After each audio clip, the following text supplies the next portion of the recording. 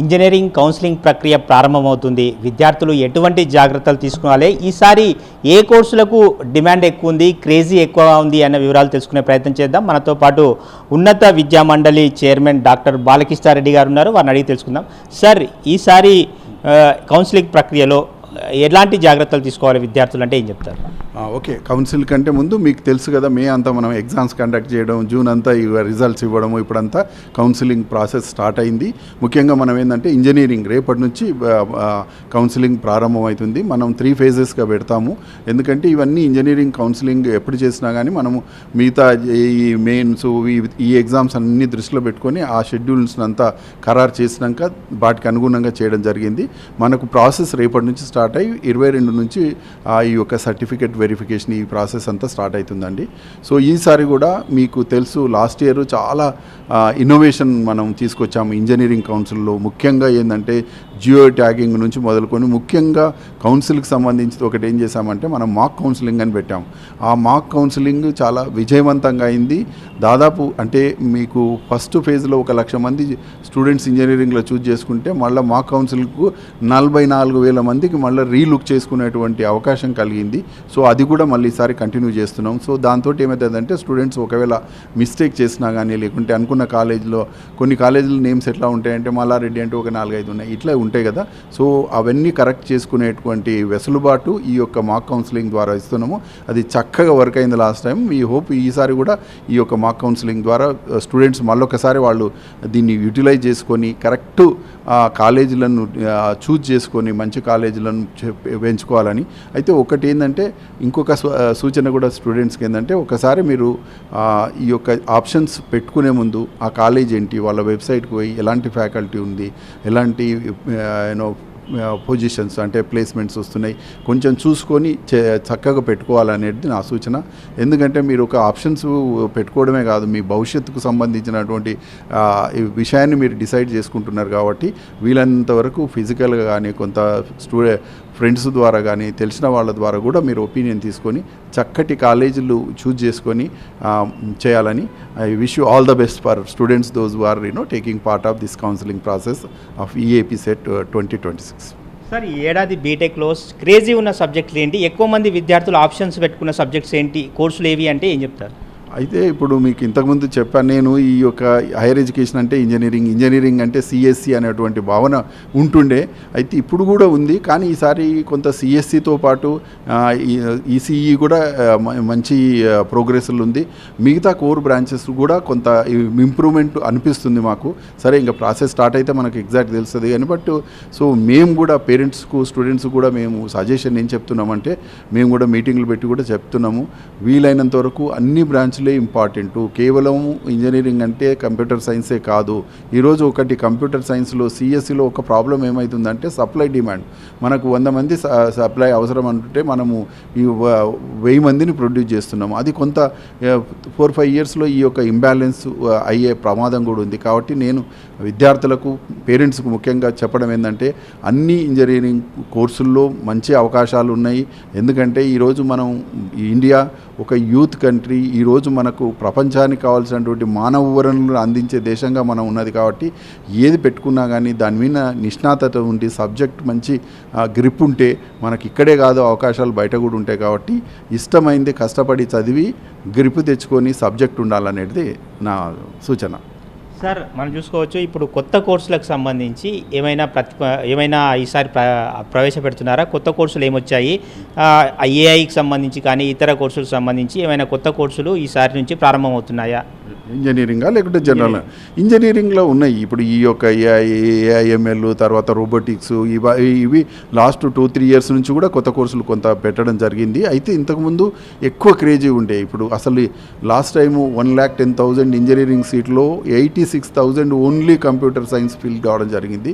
So అది కొంత ప్రమాదానికి దారితీస్తుంది. కాబట్టి మళ్ళీ ఒకసారి ఏంటంటే బ్యాలెన్స్గా ఉండాలి. సో ఈసారి కొంత తగ్గినట్లు అనిపిస్తుంది మాకు. ఎందుకంటే ఈ యొక్క సిఎస్సి మిగతా కోర్ బ్రాంచ్లు కూడా కొంత పెరుగుతున్నాయి, అదొకటి. అయితే మీరు డిగ్రీ ఇప్పుడు ఒక ఇంజనీరింగ్ కాదు, నేను హైయర్ ఎడ్యుకేషన్ కౌన్సిల్ చైర్మన్గా మేము ఉన్నత విద్యలో చాలా సంస్కరణలు తీసుకొస్తున్నాము, మార్పులు తీసుకొస్తున్నాము, కొత్త కోర్సులు. ఈరోజు ఒక ఇంజనీరింగే అని ఎందుకంటారు, డిగ్రీ చూడండి, ఈరోజు ఫస్ట్ ఫేజ్ సెకండ్ ఫేజ్ అయిపోయి థర్డ్ ఫేజ్లు ఉన్నాయి. ఈరోజు డిగ్రీ వ్యవస్థలో కూడా చక్కటి కోర్సులు, ఉపాధి కల్పించేటువంటి కోర్సులను మేము ఈరోజు తెలంగాణ ఉన్నత విద్యా మండలి రూపొందించింది. తెలంగాణ విద్యార్థులకు ఎక్కడ అంటే ఇండియాలో కూడా ఇలాంటి కోర్సులు ఎక్కడ లేవు. ఇంకొకటి ఏం చేస్తున్నామంటే ఎక్కువ ఈసారి ఇంపార్టెన్స్ మల్టీ డిసిప్లినరీ అప్రోచ్ అని చెప్పి ఒక స్టూడెంట్ అయినా BA BSc BCom కూడా ఈ యొక్క టెక్నాలజీని కొంత నేర్చుకోవాలి, కొంత యొక్క ఈ ఎంటర్‌ప్రెన్యూరల్ ఎబిలిటీని కూడా పెంచుకోవాలి. ముఖ్యంగా ఈసారి మేము ప్రవేశపెట్టినటువంటి కొత్త కోర్సులకు ఏంటిదంటే ఎక్స్పీరియన్షియల్ లెర్నింగ్. ఈరోజు విద్యా వ్యవస్థలో ఒక చిన్న లోపం ఏంటంటే students is not connected with the society. కాబట్టి సొసైటీలో ఏం జరుగుతుందో స్టూడెంట్కి తెలియట్లేదు. సో దాన్ని మేము కొంత రూపుమాపడానికి ఈ యొక్క ఎక్స్పీరియన్షియల్ లెర్నింగు అంటే ఎక్స్పీరియన్స్ చేయి. సో స్టూడెంట్కు ఒక ఉదాహరణకు వెకేషన్లో పోయి వాళ్ళ సంబంధించిన ప్రాజెక్ట్ కానీ, కేస్ స్టడీస్ కానీ, తర్వాత ఇంటర్న్షిప్స్ కానీ, కమ్యూనిటీ సర్వీసెస్ ఇలాంటి కొన్ని పెట్టి వాటికి మేము ఈ యొక్క క్రెడిటైజేషన్ అంటారు, అంటే వాళ్ళు చేసినటువంటి వర్క్ను క్రెడిట్ ఇవ్వడం ద్వారా పిల్లలకు సీరియస్గా వస్తుంది, వాళ్ళు సొసైటీతో అనుసంధానం అవుతున్నారు, జాబులు రావడానికి కూడా ఎక్కువ స్కోప్ ఉంది. అంటే ఇండస్ట్రీస్కి ఏం అవసరమో ఆ అవసరాన్ని గుర్తించి విద్యార్థులకు నేర్పే ప్రయత్నం చేస్తున్నారంటారా? తప్పకుండా. అయితే మీరు అన్నది చక్కని క్వశ్చన్. ఈరోజు విద్యా వ్యవస్థలో ముఖ్యంగా ఇంజనీరింగ్ కానీ డిగ్రీలు కానీ మనకు ఏముందంటే మనం ప్రొడ్యూస్ చేసిన స్టూడెంట్ ఇండస్ట్రీకి రెడీగా లేరు అనేది అది వాస్తవం. అందుకొరకు దాన్ని తొలగించడం కొరకు ఏంటంటే మేము ఈ యొక్క సిలబస్ రూపకల్పనలో ఇండస్ట్రీ వాళ్ళను కూడా ఇన్వాల్వ్ చేస్తున్నాము. ఈ యొక్క అకాడమీ ఇండస్ట్రీ కనెక్ట్ అనేది కొంత ఇంకా స్ట్రెంథన్ చేసే ప్రయత్నంలో ఉన్నాం. కాబట్టి మేము ఇప్పుడు 3 years కోర్స్ ఉందనుకోండి, లేకుంటే 4 years కోర్స్, 3 years ఇప్పుడు 5th 6th సెమిస్టర్లో వీలైనంత వరకు ఈ యొక్క ఇండస్ట్రీకి అవసరమైనటువంటి వాళ్ళకి అవసరాలను దృష్టిలో పెట్టుకొని సిలబస్ రూపొందిస్తున్నాము. అప్పుడు వాళ్ళని ఏంటంటే ఇండస్ట్రీ వాళ్ళని కూడా మేము వాళ్ళతో డిస్కస్ చేసి ఇగో ఈ కోర్స్ ఉంది, ఈ కోర్సులో మరి ఎలాంటి మీరు మీ అవసరాలని కొంతవరకు 20-30% వాళ్ళ యొక్క రిక్వైర్మెంట్స్ని మనం తీసుకొని అది అందులో సిలబస్లో రూపొందిస్తే రెడీమేడ్ టు స్టూడెంట్ని తయారు చేయొచ్చు. ఈరోజు ఏ ఇండస్ట్రీకైనా ఈ ట్రైనింగ్ ఇచ్చే టైం లేదు కదా, కాబట్టి వాళ్ళు ఏంటంటే రెడీమేడ్ కావాలి. సో ఆ రకంగా కూడా కొంత మేము ఏంటంటే ఇండస్ట్రీ అకాడమియా కనెక్ట్ను ఇంకా స్ట్రెంథన్ చేయడము, వాళ్ళతోటి డిస్కస్ చేసి వాళ్ళ యొక్క అవసరాలు ఏందనేది కూడా గుర్తించి కొంత సిలబస్లో ఇన్కార్పొరేట్ చేసే ప్రయత్నం చేస్తున్నాం. సార్, ఇంజనీరింగ్ అంటే కొన్ని కాలేజీల్లోనే ఎక్కువ సబ్జెక్టు బాగా చెప్తారు, మిగతా కాలేజీల్లో సబ్జెక్ట్ చెప్పరు అన్న ఒక ప్రచారం ఉంది. అయితే కాలేజీల్లో నాణ్యత, ఇంజనీరింగ్లో నాణ్యత లేదంటారా కొన్ని కాలేజీల్లో? ఎందుకు ఈ విధమైన నడుస్తుంది? అవును, ఇప్పుడు మాకు కూడా ఇప్పుడు చాలా మటుకు ఒక 7-8 కాలేజెస్ 10 కాలేజెస్ ఎక్కువ ఇప్పుడు ప్రెషర్ ఉంటుంది. వాళ్ళు ఇప్పుడు CBIT కానీ, వాసవి కానీ, లేకుంటే VNR విజ్ఞాన్ జ్యోతి అని, BBA ఇట్లా కొన్ని కాలేజీలు ఉన్నాయి. నేను చెప్పేది ఏంటంటే చూజ్ చేసుకునేటప్పుడు కేవలం ఈ 10 కాలేజీలే కాదు, కొన్ని మంచి కాలేజీలు మిడిల్ లెవెల్లో ఉన్నాయి, వాళ్ళ దగ్గర మంచి ఫ్యాకల్టీ ఉంది, వాళ్ళ మంచి డిసిప్లిన్ నేర్పించేటువంటి ఇంజనీరింగ్ కాలేజీలు కూడా ఉన్నాయి. ఒకటే ఏంటంటే ఇంజనీరింగ్ అంటే కేవలం ఈ 10 కాలేజీలు కాదండి, అట్లాంటిది అపోహ మర్చిపోండి. మంచి చక్కని కాలేజీలు ఉన్నాయి. అయితే కొన్ని కాలేజీలు ఎక్కడైతే ఫ్యాకల్టీ లేదో, ఎక్కడ ఇబ్బందులు ఉందో అట్లాంటి దాంట్లో జాయిన్ కావద్దు. కానీ చాలా మటుకు కాలేజీలలో కొంత ఈరోజు ఏంటంటే ఫిట్టెస్ట్ ఆఫ్ ద సర్వైవల్. ఇప్పుడు వాళ్ళు టీచింగ్ చేయకపోతే, వాళ్ళు రిజల్ట్స్ ఇవ్వకపోతే, వాళ్ళు ఇప్పుడు ప్లేస్మెంట్స్ ఇవ్వకపోతే నెక్స్ట్ ఇయర్ వాళ్ళు జాయిన్ కారు. కాబట్టి కేవలం ఈ కొన్ని కాలేజీలే కాదు, చాలా మటుకు కాలేజీలు పోటీ పడి వాళ్ళు వీలైనంత వరకు వాళ్ళ యొక్క ఈ యొక్క రిక్రూట్మెంట్ను కూడా వాళ్ళు పెంచుతున్నారు. కాబట్టి నా సజెషన్ ఏంటంటే మిగతా కాలేజీలలో కూడా చక్కటి ఇప్పుడు ప్లేస్మెంట్స్ వస్తున్నాయి. కాబట్టి అలాంటి కాలేజ్ చూసుకోండి. ఒకటి డిసిప్లిన్. ఈరోజు మీరు కేవలం కాలేజీ పేరే అని కాకుండా ఇవన్నీ ప్రొఫెషనల్ కోర్సులు విక్రమ్. అయితే ఈ అల్టిమేట్లీ స్టూడెంట్ యొక్క పర్ఫార్మెన్స్, ఇప్పుడు ఏ కాలేజీ కొంతవరకు పేరు పనిచేస్తుంది కానీ మంచి కాలేజ్ కాదు. నువ్వు అవార్డు పోయి వచ్చినా నువ్వు పర్ఫామ్ చేయకపోతే ఏ ఇండస్ట్రీ పెట్టుకోదు. కాబట్టి నేను అనేది ఏంటంటే చక్కటి కాలేజీలు మిడిల్ లెవెల్లో చాలా మంచి కాలేజీలు వస్తున్నాయి, వాళ్ళు డిసిప్లిన్ కూడా చక్కగా నేర్పిస్తుంటారు. అలాంటి కాలేజీలు కూడా చూసుకొని మంచిగా గ్రిప్ రావాలా.